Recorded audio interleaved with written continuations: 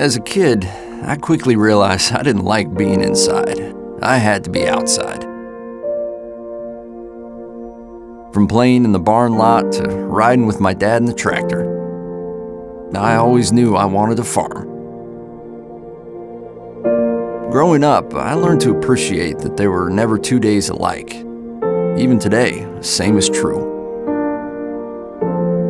We raise 3,700 acres of corn, soybeans, and sometimes wheat, but we also manage a turkey, pullet, and farrow-to-finish hog operation. Diversification has always been the model of our family farm. That's provided stability for our family, our farm, and our employees. Just like my grandfather and my father, you work hard to provide for your family. Generally, that comes at a cost. My children see me work lots of hours. I don't know if they understand it, but they accept it. I hope at the end of the day, they learn that it takes hard work to provide for your family. If you want something, you have to work for it.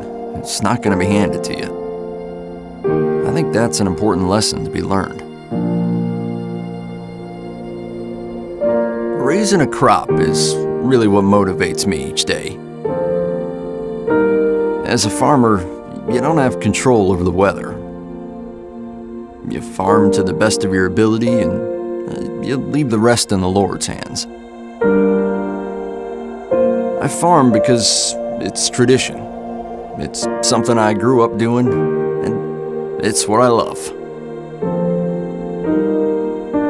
In my mind, well, farming is just like playing in the world's biggest sandbox.